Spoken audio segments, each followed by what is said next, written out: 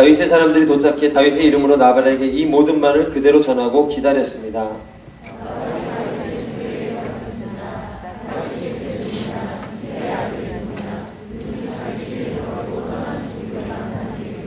내가 왜 내 빵과 물과 양털 깎는 사람들을 위해 잡은 짐승의 고기를 가져다가 출신도 모르는 사람들에게 주겠느냐?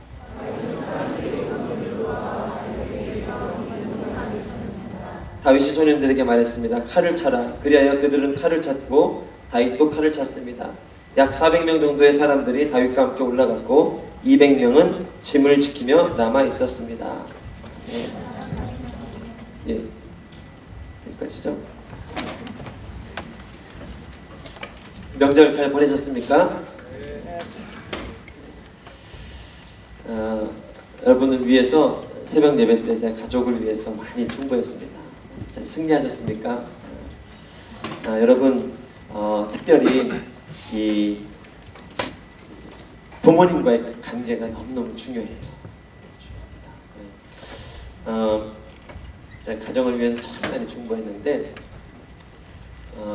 믿음의 가정이나 믿지 않는 가정이나 가정에 있는 또 부모님과의 관계에 있는 엮이는 아픔, 상처들이 있을 수 있습니다. 그런데 여러분 하나님께서 반드시 여러분을 통하여 여러분의 마음 가운데 여러분 이번에 혹시 명절 갔다가 가족하고 싸운 분들이 있더라도 너무 어려워하지 마십시오. 대부분 그렇습니다. 이게 가족입니다. 그러니까 너무 어려워하지 마시고 제가 오늘 드릴 말씀만 명심하십시오. 이 가족은요, 나 윤석원이라는 인간은 하나님의 자녀예요. 분명히. 제가 이번에 깜짝 놀랐는데 우리 형수님 사돈댁 친구들을 만나서 이제 왜 교회 안 다니냐고 얘기를 했는데 아니 교회를 애기를 보냈더니 그 애기가 유치원 여름성경학교 한번 갔다 오더니 자기한테 이렇게 얘기를 하더라는 거예요. 엄마 아빠가 내 엄마 아빠가 아니라는데 그러더래. 무슨 소리냐? 교회에서 이제 하나님이 엄마 아빠라고 가르쳤다는 거예요. 그 얘기 듣고 화가 나가지고 그 뒤로는 애도 교회를 안 보낸다는 거예요. 아주 제가 참 이제 그분도 이제 전도대상자로 명단 올리고 기도를 시작했는데 여러분 분명히 저와 여러분은 하나님 아버지가 나의 어머니가 되시고 아버지가 되셨습니다. 나중에 만나면 꼭 그 얘기를 하려고 해요. 제가 그 순간 당황해가지고 거기다 대놓고 더 세게 못 밀어붙이고 그랬어요. 제가 처음부터 너무 센 얘기를 들어가지고 당황하셨겠네요. 그런 얘기를 했는데 제가 오면서 두고두고 좀 후회를 했어요. 그렇게 얘기할 일이 아닌데 더 강하게 밀어붙였을 수도 있는데 왜냐면요 여러분 이 부모가요 지금이야 어려서 아이를 지켜주고 보호해줄 것 같은데요 조금만 저도 키워본 적은 없지만 조금만 커보세요. 초등학교 들어가고 중학교 들어가 보세요. 아웃 오브 컨트롤입니다. 통제가 안 됩니다. 내 손으로 통제가 안 된다고요. 그러나 정말 내 손으로 통제가 안 될 때 그 자녀를 졸지도 않고 주무시지도 않으면서 보호해주고 인도해줄 진짜 아버지가 필요하단 말이에요. 그래서 나의 자녀가 하나님을 믿는 게 너무너무 중요한 거거든요. 저와 여러분은 분명히 하나님이 정말 상함도 없으시고 어떤 거짓도 없으신 그분이 우리의 부모님이 되셨어요. 아버지가 되셨어요. 그러니 내 영혼은 자유예요. 내 영혼은 행복해요. 비록 육신의 나의 가정은 아픔이 있고 상처가 있다 할지라도 내 영혼은 행복하단 말이에요. 그런데 여러분 그럼에도 불구하고 생리학적으로 이 육체적으로 이 윤석원이라는 인간은 아버지와 내 육신의 아버지와 육신의 어머니가 합쳐져서 내가 된 거예요. 그러니 여러분 나의 반은 아빠예요. 그리고 나의 반은 어머니예요. 육체도 성적도 모든 것이. 그래서 이게 중요해요. 내가 나의 부모님을 싫어한다. 내가 나의 부모님을 원망한다. 내가 나의 부모님을 미워한다. 이게 왜 안 좋냐면요. 이건 내 인생의 반을 안 줘. 싫어하는 거예요. 내가 내 아빠를 싫어한다. 내 인생의 반을 싫어하는 거예요. 어쩔 수가 없어요. 내가 내 엄마를 싫어한다. 내 인생의 나의 반을 싫어하는 거예요. 그러니 부모님을 사랑하지 못하고 부모님을 용서하지 못하면요, 나는 내 인생을, 만약에 두 번 부모님을 다 싫어한다, 나라는 인간 자체를 부정하는 거예요. 그러니 내가 나를 사랑하지 못하는 인간이 되는 거예요. 그러니 자존감이 낮아요. 셀프 리스펙트가 낮아요. 낮을 수밖에 없죠. 나를 미워하는데.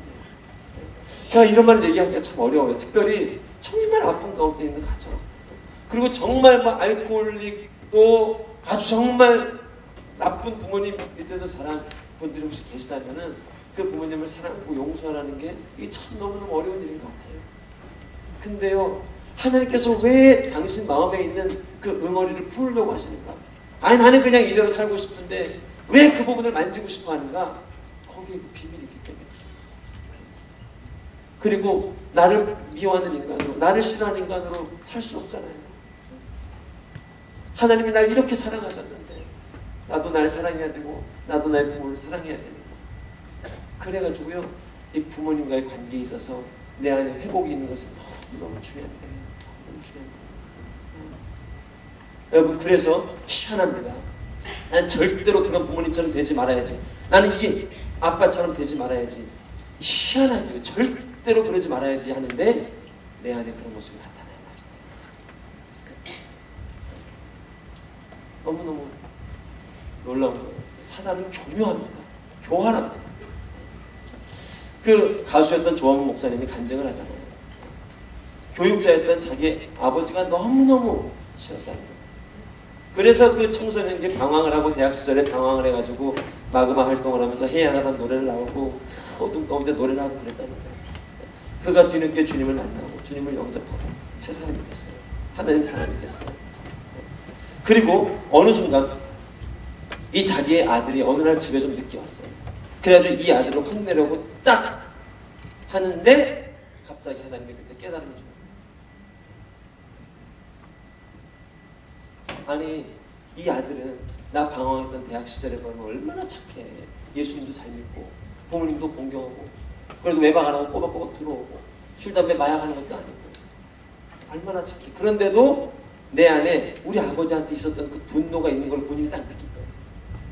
그래가지고 그 손을 멈추고 골방에 내려가지고 팍 울면서 회개했다는 거예요.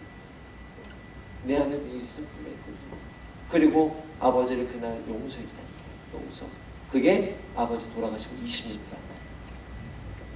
그러나 그날 그 마음 가운데 아버지와의 관계에 있어서 미움이, 그러니 여러분, 절대로 닮지 말아야지 하는데 내 인생 안에요, 내 삶 안에 그게 있단 말이에요.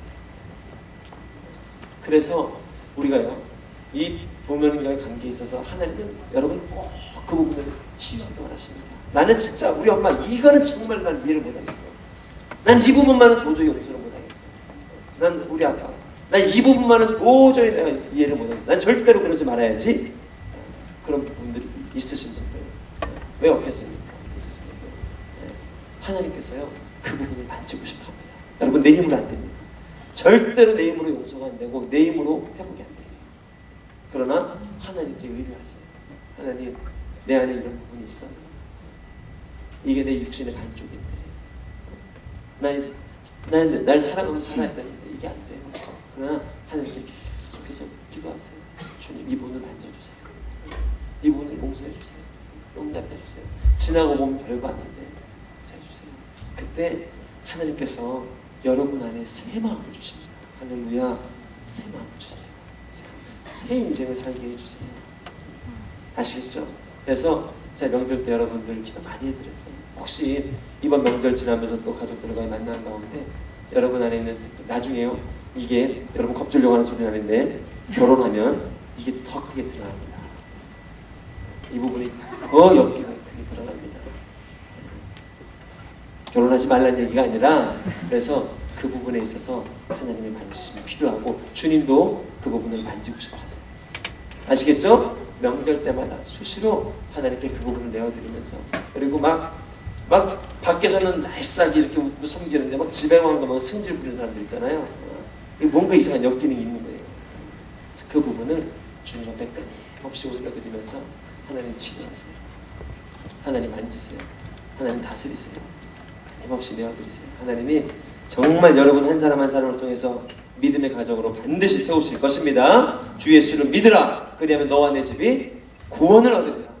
여러분 혹시 이번에 가서 여전히 가정이 제사 드리고 있었습니까? 여전히 가족의 상처가 아픔이 정말 상처가 왕노릇하고 미움이 왕노릇하고 가난이 왕노릇하고 어둠이 왕노릇하는 것 같이 느껴진 가정들이 있었습니까? 걱정하지 마십시오. 구원은 우리가 하는 게 아니에요.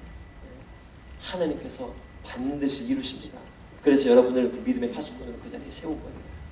혹시 이번 명절에 실망이 되고 낙심이 되고 절망이 됐다 하더라도 걱정하지 마십시오. 때가 되면 하나님 반드시 당신을 통해서 당신의 가정을 우리 350명 지체들의 가정 하나하나를 통해서 하나님 영광을 받으실 거예요. 아멘. 그런 믿음의 가정을 꿈꾸면서 나가셨으면 좋겠습니다. 이 다윗의 이야기를 계속해서 보고 있습니다.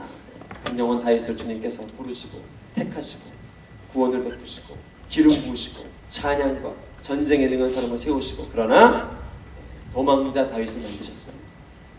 이 젊은 시절에 도망자 다윗을 만드셨어요. 하나님이 정말 사랑하는 자에게는요 이 연단의 시간, 아픔의 시간을 주세요. 제가 우리 지체들을 위해서 기도하고 중보하다 보면 이 아픔과 고난과 역경을 하나님이 정말 어지간해서는 주지 않고 어지간해서는 거두어 주십니다. 그러나 그럼에도 불구하고 이 청년의 때에 연단과 아픔과 고난의 과정을 지나가는 청년들이 있어요. 근데 여러분 기억하십시오. 성경에서 나오는 대부분의 위대한 믿음의 선친들은 이 연단의 과정이 있었습니다. 모세가 그랬죠. 또 이 다윗이 그랬죠. 야곱이 그래, 요셉이 그랬죠. 그렇지 않은 사람들은 쉽게 넘어졌어요. 사울도 그랬고 대부분의 사람들이 그랬어요. 그러나 이 믿음의 연단의 과정을 통과한 사람들은 하나님의 때에 정말 보석보다 귀한 인생으로 쓰임받았습니다. 하나님께서 다윗의 인생 가운데도 알 수 없는 도망자 시간을 허락하신 거예요. 근데 오늘 여러분 이 본문에서 이 도망자 신분에 있는 다윗의 인생 가운데 한 가지 사건이 일어납니다. 그 사건이 뭔가 우리가 너무나도 우리가 기도하고 바라고 구하고 부르짖는 이 결혼의 사건이 일어나는 거예요. 이 도망자 신분은 혼자도 도망다니기 힘든 이 시즌에 하나님께서 다윗에게 믿음의 동역자를 붙여주시고 가정을 세우셔서 결혼을 허락해 주셨다는 거예요. 물론 여러분 이 결혼에도 비밀이 있습니다. 여러분 잘 들으세요. 이 결혼에도 비밀이 있어요. 다윗이 한창 잘 나갈 때 결혼했던 사울 왕의 딸 미갈, 그 딸과의 결혼은 어긋났습니다. 실패로 끝났어요. 그러나 다윗이 너무나도 힘들고 정말 어려운 가운데 있었던 이 시즌에 만났던 아비가일, 그는 다윗의 영. 그러니 우리에게 여러분 암시하는 바가 있습니다. 이 시대에 결혼을 준비하는 사람들에게 암시하는 바가 있어요. 여러분 내가 뭘 좀 준비해서 결혼하겠다, 이거 뭐 나쁜 생각 아니에요. 아무 준비 없이 나는 아무나 만나겠다, 이런 생각보다 훨씬 괜찮아요. 나는 가진 거 숟가락밖에 없지만 나는 정말 결혼할 거야, 뭐 이런 사람들보다는 좀 낫습니다. 야, 어느 정도 준비해서 배우자, 동역자 고생시키지 않고 좀 이 전세값도 어느 정도 준비하고 하겠다, 괜찮습니다. 그러나 여러분 결혼은 내가 다 준비해놓고 만나는 건 아니에요. 그런 건 아니에요. 오늘 본문을 보니까 하나님 붙여주실 때 다윗은요 가장 힘든 이 시즌에 하나님이 동역자를 허락해 주셨단 말이에요. 그러니 결혼은 내 생각하고는 달라요. 여러분 나는 너무 준비가 안 돼서 결혼을 지금 못하겠다 하시는 분들, 너무 그 강박관념이 있는 분들이 있다면 오늘 말씀 보시고 주님 앞에 좀 마음을 여십시오. 준비는 하나님이 시켜주는 겁니다. 준비는 하나님이 시켜줍니다. 하나님께 여시고 하나님이 하라 하시면, 하나님이 이루라 하시면 만나서 새 가정을 꿈꾸는 거예요. 자, 그런데 제가 오늘 이 본문을 통해서 얘기하고 싶은 것은 이 세 가지 말씀을 좀 나누고 싶었습니다. 첫 번째는요, 하나님께서 오늘 본문을 통해서 악인은 반드시 심판하신다는 메시지를 전해드리고 싶어요. 오늘 본문에 나중에 다윗의 이 아내가 된 아비가일의 남편이 나오는데 그는 누구인가? 나발이라는 사람이었는데 아주 악하고 지혜가 없고 아주 악한 사람이었습니다. 그게 오늘 성경에서 이야기하고 있는 본문입니다. 우리 3절 말씀 같이 한번 읽어보도록 하겠습니다. 3절 말씀 시작. 그의 이름은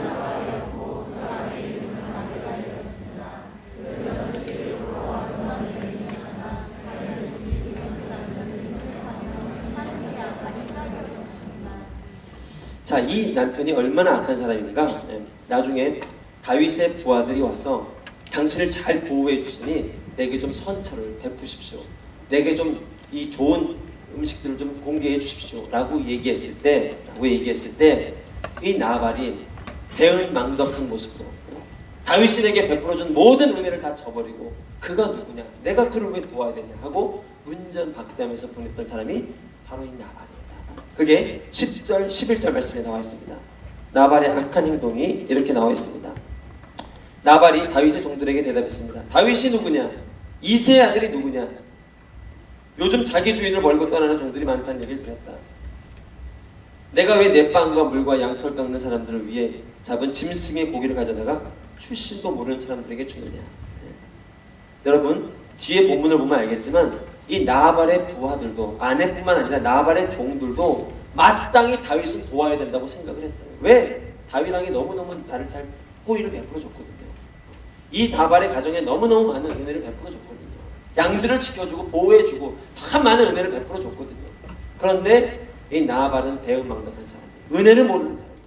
그리고 자기에게 도움을 요청하러 온 다윗에게 문전박대하면서 네가 누구냐 하고 악한 행동을 했단 말이에요. 근데 아이러니한 것은요, 이 악한 나발이 부자였다는 거예요. 여러분, 우리가 명심해야 될 것이 있습니다. 하나님이 믿음의 사람들에게 물질의 축복을 주십니다. 재정의 축복을 주십니다. 하나님이 친히 입히시는데 왜 우리가 어려움 가운데 허덕이게 만들겠습니까? 특별한 연단의 시즌이 아니고서는 하나님께서 은혜를 주십니다. 그러나 물질적 축복이 부자가 됐다는 게 꼭 하나님께 축복받았다는 것을 필수 조건은 아니란 말이에요. 이걸 명심해야 됩니다. 내가 부자라고 해서 이게 참된 축복은 아니란 말이에요. 이 시대에도 부자들이 많이 있습니다. 재물 많은 사람들이 많습니다. 우리가 안 부러워 하지만 실제로 좀 부럽기도 합니다. 나는 부럽지 않아. 나는 하나님에 계셔서 더 만족해 하지만 실제로 부럽기도 해요. 그만큼 돈이 갖는 능력이 있어요. 위력이 있어요. 좋아하는 물건도 살 수 있다고요. 우린 나가서 막 예수님 한 분으로 만족한다고 하지만 이게 주님께 드리는 고백이지. 그런데 여러분, 하나님의 축복은 부의 축복과 연관되어 있는 게 아니에요. 하나님의 축복의 기준은 선이냐 악이냐 이거예요. 네가 예수의 보혈로, 하나님의 보혈로, 하나님의 은혜로 거룩함을 덧입었느냐, 선한 사람이 되었느냐, 의롭게 되었느냐, 아니면 아직도 죄 가운데, 아직도 어찌하지 못하는 죄 가운데 죽어가고 있는 인생이냐. 이것이 하나님의 축복의 기준이지 물질의 축복 있느냐 없느냐 그 여부가 축복의 기준이 아니란 말이에요. 오늘 악한 사람 나발은요, 엄청난 부자였습니다. 어마어마한 부자였습니다. 이걸 아셔야 돼요. 부하기가 주께로부터 말미암습니다. 모든 부하기가 주께로부터 말미암습니다. 이 나발은 하나님의 축복을 받은 자였어요. 그러나 악한 자였어요. 하나님도 모르고 은혜도 모르고 아주 배은망덕한 인간이었던 거예요. 그리고 하나님께서 이 인생을 어찌하시는가? 결국에 심판하십니다. 이게 오늘 다윗의 결혼에 숨겨져 있는 비밀 중에 하나입니다. 오늘 주인공이 아비가일이라서 이 나발의 이야기가 주목을 받지 못하고 있는데 여러분 분명히 아셔야 돼요.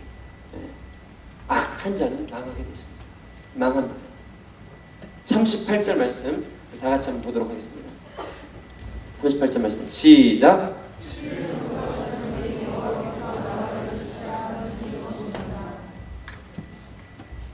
이게 악한 자의 최후. 그래서 아름답게 사는 게 중요하고요. 이 땅 가운데 선하게 사는 게 중요하고요. 이 땅 가운데 정말 하나님의 주님의 보혈로 의롭게 사는 게 중요합니다. 여러분, 요즘 이 교회가 이 욕을 좀 많이 먹죠? 요즘만 많이 먹었을까요? 옛날에도 많이 먹었습니다. 어제 오늘 이야기가 아닙니다. 근데요, 너무너무 안타까운 건 뭐냐면요, 이 세상적 의의 기준을 가지고 교회를 평가하는데, 첫 번째, 교인들이 너무너무 위축이 돼 있어요. 여러분, 하나님의 의를 가지고 지금 여러분은 교회를 왜곡하는 게 아니란 말이에요. 이 세상적인 의, 세상적인 율법을 가지고 교회를 평가하고 비판하고 있단 말이에요. 근데 여러분, 너무너무 위축돼 있어요. 그럴 거 없습니다, 여러분. 제가 한번 이렇게 사람들 좀 만나보고 조사를 해봤어요. 안티크리스찬들 대부분이 우리보다 못하는 사람들이에요. 그 사람들은 사회 불평도 많고 불만도 많고요. 어딜 가나 직장 가도 이 불평이 있고, 여러분, 이 불평은 불평하는 이 세력입니다. 그러니까 특정 사람을 향해서만 불평하지 않고 이 불평하는 영이에요. 교회를 향해서도 불평하고, 부모를 향해서도 불평하고, 직장을 향해서도 불평하고, 어딜 가나 불평하는 사람들이 교회를 불평하는 거예요. 여러분, 너무너무 위축되지 마세요. 위축될 거 없어요. 아프가니스탄 선교 나가서 막 한국 우스겠다고 선교사님들을 욕했죠. 아니, 그런 사람들 없으면 어떻게 선교가 됩니까? 아니, 그런 사람들 없으면 어떻게 우리가 조선이 복음을 영접하게 됐습니까? 아니, 그런 사람들 없으면 어떻게 하나님의 나라가. 여러분, 그날 이후로는요, 그 사건 이후로는요, 이제 국가의 허가가 없으면 공식적으로 해외로 출국하는 게 금지가 되기 때문에. 아니, 여전히 그런 나라에서는 목숨을 걸고 전도하러 오는 하나님의 사람들을 기다리고 있는데, 구덕이 무서워도 장 못 담그는 신자가 됐단 말이에요. 여러분, 첫 번째 명심해야 될 거, 세상적인 의로 여러분 심판할 때 우리 회개해야 됩니다. 그러나 이건 두 번째로 제가 얘기할게요. 너무 위축되지 마세요. 여러분, 대형교회 짓지 말라고 얘기를 합니다. 맞는 말입니다. 그러나 여러분, 제가 카운트다운 집회를 준비하려고 10,000명 이상 모일 수 있는 교회, 아무리 체육관을 뒤져봐도 대형 집회 할 수 있는 곳이 없습니다. 여러분, 아세요? 종교 행사는 금지가 되겠단 말이에요. 그래, 5,000명, 10,000명 모여서 행사할 수 있는 곳이 없다고. 삼성 코엑스몰도 안 되고 어디든 안 돼요. 이럴 때 누군가는 대형교회를 지어가지고요, 누구든지 집회할 수 있고 누구든지 예배할 수 있는 공간으로 오픈을 해야 된단 말이에요. 그런데 이 소리가 무서워서 이제는 큰 교회 못 짓는단 말이에요. 이것도 말도 안 되는 소리예요. 자, 첫 번째는요, 세상적인 의로 심판을 할 때 위축되지 마세요. 위축되지 마세요. 그들도 죄인, 우리도 죄인. 뻔뻔해지라는 얘기가 아니에요. 제가 무슨 얘기를 하고 싶은가? 이 두 번째, 세상적인 의 앞에 위축되지 마시고 하나님의 말씀 앞에서 우리가 위축돼야 된단 말이에요. 할렐루야. 여러분, 세상이 당신을 가지고, 세상이 교회를 가지고 한 가지 잘못을 가지고 지적할 때 하나님은요 100가지 10,000가지를 가지고 지적하신단 말이에요. 그 말씀 앞에 우리가 두려워해야 된단 말이에요. 그 말씀 앞에 나를 부인해야 된단 말이에요. 세상적인 의와는 비교도 안 되는 하나님의 말씀 앞에 우리는 엎드려서 무릎 꿇고, 아무리 세상에 당신들은 착하고 존경스럽고 잘한다 해도 아닙니다. 우리는 악한 죄인입니다. 하나님 앞에 정말 벌레만도 못한 죄인입니다. 라고 회개를 해야 된단 말이에요. 이게 그리스도인의 인생이에요. 할렐루야. 여러분, 요즘 인권 많이 얘기하는데요. 휴먼 라이트. 이 휴먼 라이트가 미국에 들어온 이후로 미국 영적인 얼마나 암흑기가 불어닥치고 있습니까? 우리는요, 우리에게 필요한 것은요, 여러분, 이 중에도 혹시 신앙생활하면서 나 도덕적으로 조금 더 올바른 모습으로 전도하겠다, 나 도덕적으로 조금, 이건 열매예요, 열매. 내가 도덕적으로 좀 흠이 없는 사람이 돼 보이겠다. 아무리 노력해보세요, 여러분 안에 도덕의 도자로 있는다. 여전히 가늠하고 싶고, 여전히 질투심이 나고, 여전히 좋은 물건 보면 탐욕이 생기고, 우린 죄인이란 말이에요. 그러면 어디 앞에 우리는 나가야 되는가? 휴먼 라이트보다, 인권보다 더 큰 하나님의 신권, 하나님의 의 앞에 서야 된다. 그리고 나는 죄인입니다, 주님. 나는 공고한 자입니다. 나는 정말 파렴치한 인간입니다. 그러나 주님의 보혈, 나를 새롭게 하시는 주의 보혈, 그 보혈을 오늘도 붙잡고 의지합니다. 그때 하나님의 공의가 여러분 삶을 덮어주는 거예요. 여러분, 그 공의가 우리 교회를 덮을 때 정말 세상이 빛이 될 줄로 믿습니다. 그 공의가 여러분의 인생을 덮을 때 여러분 한 사람 한 사람이 직장과 세상 가운데 빛으로 서게 됩니다. 할렐루야. 그 의가 필요하단 말이에요. 제가 이 악인은 심판받는다 이 얘기를 하고 있는 겁니다. 하나님의 공의가 우리 인생 가운데 필요합니다. 오늘 나발은 부자였지만 이 악한 인간 나발을 하나님이 가만두지 않았습니다. 그리고 그의 인생을 심판하셨습니다. 여러분, 오늘도 정말 예수의 보혈을 붙잡고 하나님의 진노의 심판에서 벗어날 수 있는 복된 자녀가 되기를 주님의 이름으로 축복합니다. 세상의 심판을 피하는 건 둘째입니다. 세상의 심판을 받을 수도 있고 누명을 쓸 수도 있고 벗을 수도 있어요. 우리의 관심은 거기에 있단 말이에요. 그러나 여러분, 영적인 눈이 열려야 돼요. 진짜 하나님의 말씀, 하나님의 공의 앞에서 자유로울 수 있는 인간이 돼야 돼요. 그래야 세상의 심판 가운데도 자유로울 수 있는 인간이 된단 말이에요. 저는 이 우리 기후공동체가 정말 이 세상 가운데 빛과 소금이 될 줄로 믿습니다. 이 한성대 땅 가운데도, 이 성산동 이 일대 지역 가운데도 정말 하나님의 빛과 소금이 될 줄로 믿습니다. 우리의 의의가 아니라 하나님이 우리를 새롭게 하셔서 우리는 좀 부끄러움 당할 수 있습니다. 우리는 좀 연약할 수 있어요. 여러분, 요즘 순모임 잘하고 계세요? 처음에는 막 화장실도 깨끗이 청소하고 나오고 막 그랬잖아요. 근데 요즘은 왜 내 돈 내고 순모임 장소 쓰면서 이렇게까지 해야 되나? 이런 생각 좀 들죠? 이전만큼 깨끗이 안 쓰죠? 그게 이제 저와 여러분의 모습이란 말이에요. 그럼 사장님들은 욕할 거예요. 아유, 저 사람들 교회 다닌다고 하면서 청결하지도 않고 깨끗하지도 않고 그렇다고. 여러분, 우리의 의의를 붙잡고 가면요, 소망이 없습니다. 그러나 하나님 앞에 나의 죄됨을 고백하고 정말 주님의 보혈로 오늘도 나를 자유케 해줄 수 있고 새롭게 해줄 수 있고 사형수 같은 나의 인생 가운데도 해방을 선포할 수 있는 주의 보혈을 붙잡고 나갈 때 이것이 나를 자유케 하고 이것이 열방을 자유케 하고 이 땅을 새롭게 하고, 그러니 그 마음이 있으면 섬기는 거예요. 내 돈 내고 쓰면서도 섬기는 거예요. 내 돈 내고 사용하면서도 죄송하다고 하는 거예요. 내 권리를 주장할 수 있음에도 불구하고 죄송합니다 고백할 수 있는 거예요. 이게 그리스도인의 향기란 말이에요. 오늘 나발이 아니라 정말 하나님의 의로 칭함을 덧입은 저 여러분 되기를 주님의 이름으로 축복합니다. 자, 두 번째는 무엇인가? 그와 반대로 지혜롭고 하나님을 경외하던 아비가일이란 여인은 이 상황 가운데 구원을 받습니다. 아비가일이 누구인가? 이 나발의 아내예요. 그러니 나발은 정말 복받은 인간이었어요. 그렇게 악하게 살았는데 하나님이 돈도 주셨죠. 그렇게 악하게 살아갔는데 이렇게 지혜롭고 아름다운 여인도 주셨죠. 정말 구원의 문턱까지 와가지고 구원을 못 받은 인간이에요. 근데 이 아비가일은 하나님을 사랑하고 지혜롭고 아름다운 여인이었단 말이에요. 그리고 그 여인은 이 위경 가운데도 이 꼬인 인생, 그가 나발과 결혼했다는 건 꼬인 거예요. 완전 꼬인 거예요. 이렇게 꼬일 수가 없어요. 근데 그 인생 가운데 하나님이 세기를 보내주셨단 말이에요. 여러분, 이런 이야기가 성경에 아주 많이 등장합니다. 기생 라합의 이야기가 그렇죠. 룻의 이야기가 그렇죠. 우리가 요즘 생명에서 묵상하고 있는 헤벨의 아내 야엘이 그렇죠. 정말 하나님 은혜로 죽을 수밖에 없고 망가질 수밖에 없는 인생이었는데 구원받은 이야기가 너무 많이 등장한단 말이에요. 더 놀라운 것은 여러분, 이 다윗의 가문에 이 라합이, 제가 이 조사를 살펴보니까 라합이라는 이 여인, 기생 라합 아시죠?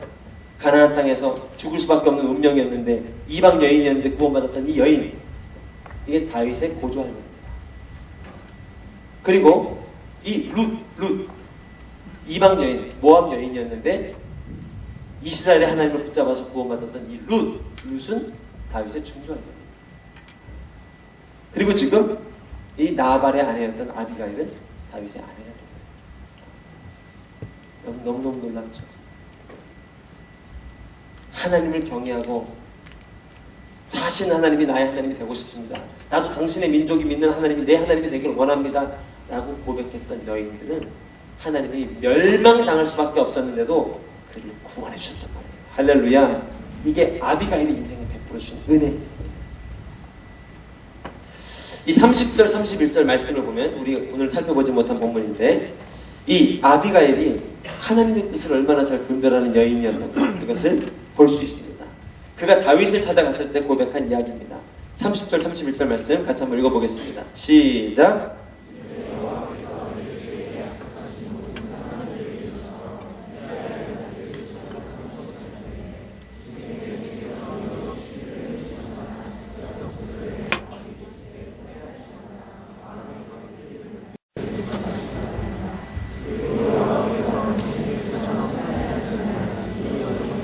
아멘.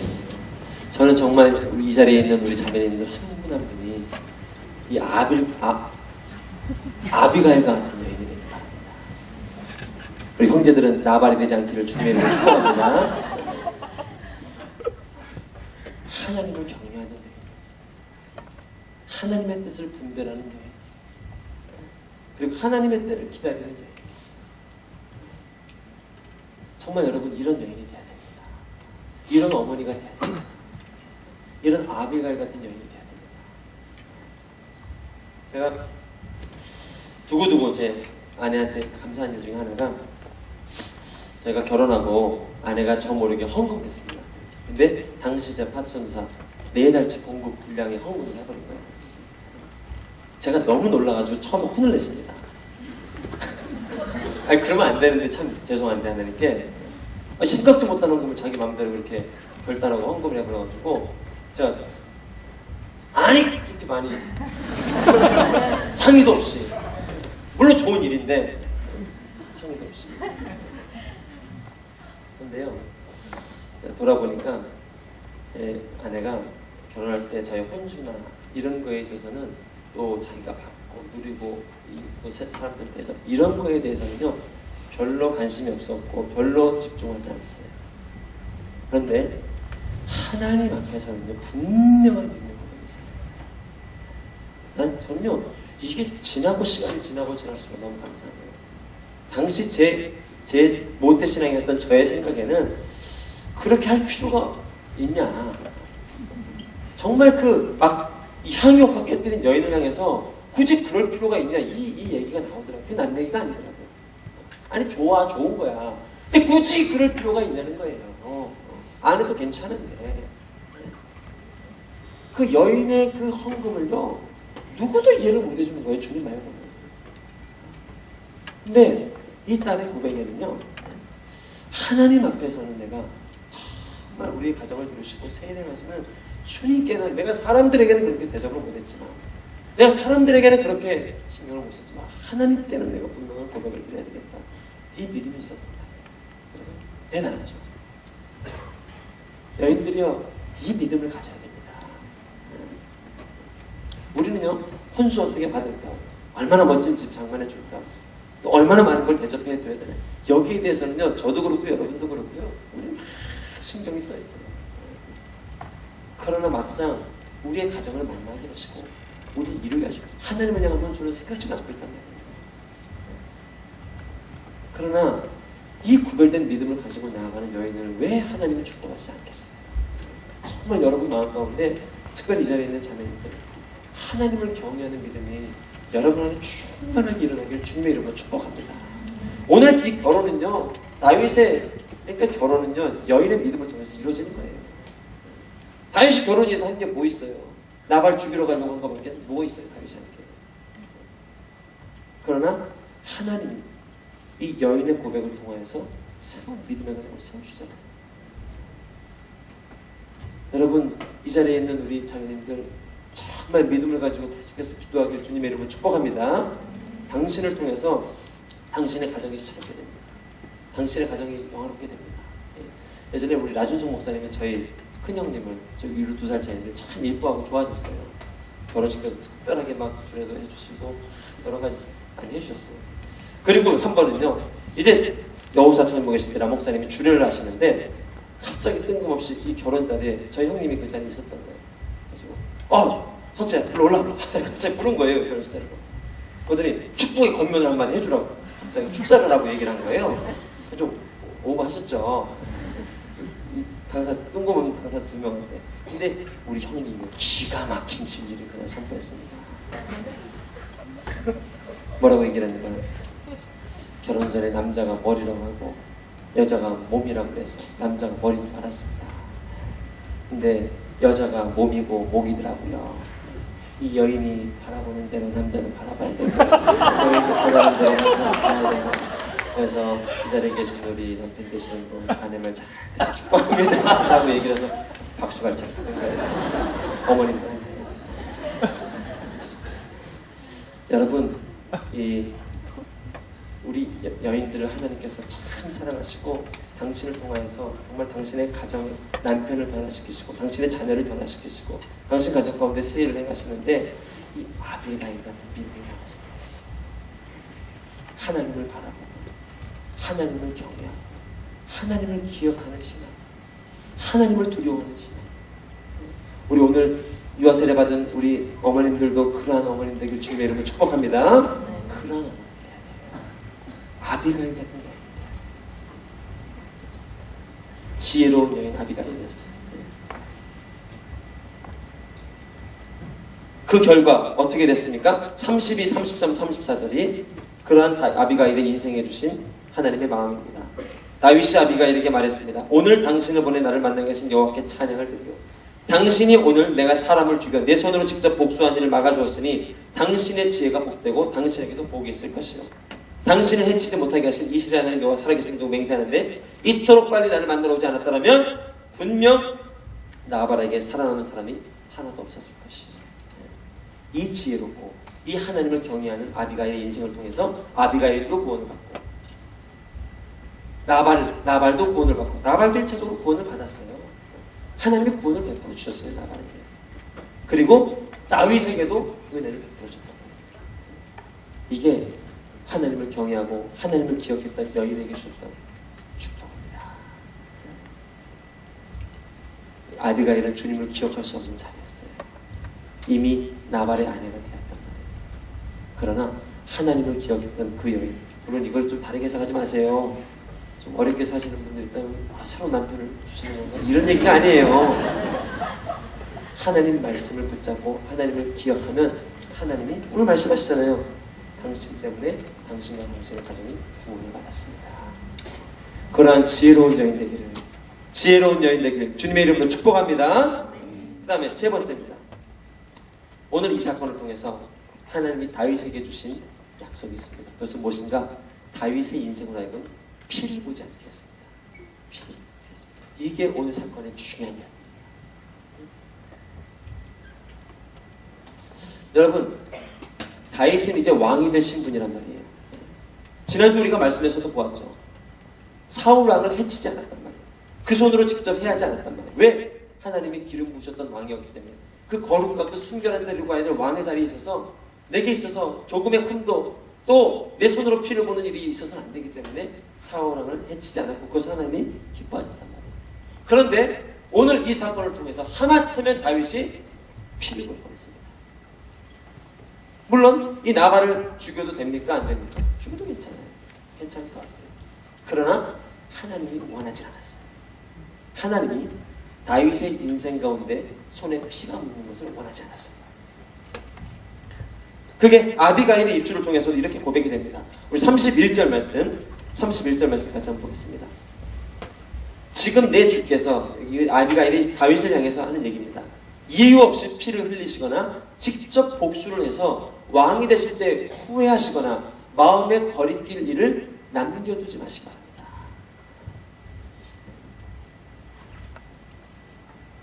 그리고 다윗도 38절 39절에서 이렇게 고백을 합니다. 38절 10일 정도가 지난 뒤 여호와께서 나발을 치자 그는 죽었습니다. 다윗이 말합니다. 39절 다윗은 나발이 죽었다는 소식을 듣고 말했습니다. 여호와를 찬양하여라. 내가 나발에게 망신당한 것을 여호와께서 톡톡히 갚아주시고 이 종이 악을 행하지 않도록 지켜주셨다.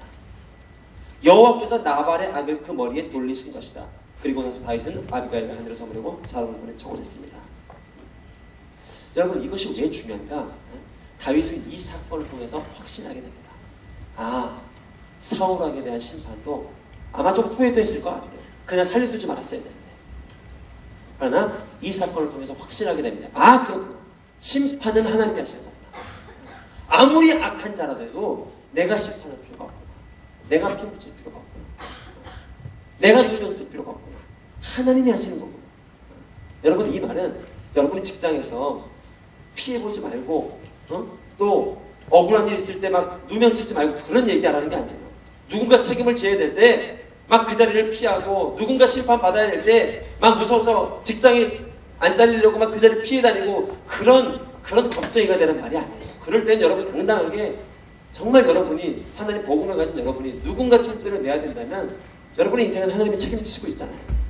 그럴 때 여러분 당당하게 직장 가운데서도 그 누군가 지어야 될 누명이 있다면 여러분 질 수 있는 자가 되길 바래요. 그러나 오늘 이 말은 하나님의 방법을 얘기하는 거예요. 여러분 사람들의 결과가 중요하다고 얘기를 해요. 다윗이 왕이 되는 게 중요하다고 얘기를 해요. 그리고 많은 사람들이 그렇게 왕이 됐어요. 르호보암도 그랬고 여로보암도 그랬고 또 예후도 그랬고 너 왕이 될 거야 했을 때 이거를 기다리지 못하고 자신의 방법으로 왕이 됐단 말이에요. 그러나 하나님은요 방법을 보고 계십니다. 결과도 중요하지만 방법을 보고 있어요. 그리고 그 과정 가운데도 내가 친히 너희 가정 가운데 너희 인생 가운데 구원과 영광을 베풀어 가겠다는 거예요. 오늘 다윗은 확신합니다. 아 그렇구나. 심판은 하나님 손에 달려있구나. 나발 죽이는 거 그거 별 문제 아닌 것 같았는데 주님이 나로 하여금 원수가 없는 것을 나로 베풀지 않게 하셨구나. 왜? 하나님이 직접 심판한다고 하시거든요. 여러분 혹시 직장 가운데 좀 힘든 분들 계십니까? 여러분 너무너무 힘들게 하는 인생들이 있습니까? 너무너무 괴롭게 하는 인생들이 있습니까? 여러분에게 좋은 기회가 왔습니까? 정말 저놈을 끝낼 수 있는 좋은 기회가 왔습니까? 저는 인간이 약해서 그런 상담이 들어오면은 아유 그냥 해고해버려, 아유 그냥 일러버려 라고 얘기할 때도 있어요. 너무 고생을 하니까 청년들이. 근데 그 가운데도 혹시 하나님 여러분 마음 가운데 도전을 주시고 하나님 여러분 마음 가운데 믿음을 주시고 하나님이 원수의 목전에서 내게 상을 베푸시는 주님, 심판과 모든 것이 주님 손에 있습니다 라고 고백할 수 있는 믿음을 혹시 주신다면 여러분 그 믿음을 붙잡으세요. 다윗처럼 주님이 여러분을 기름 부으실 거예요.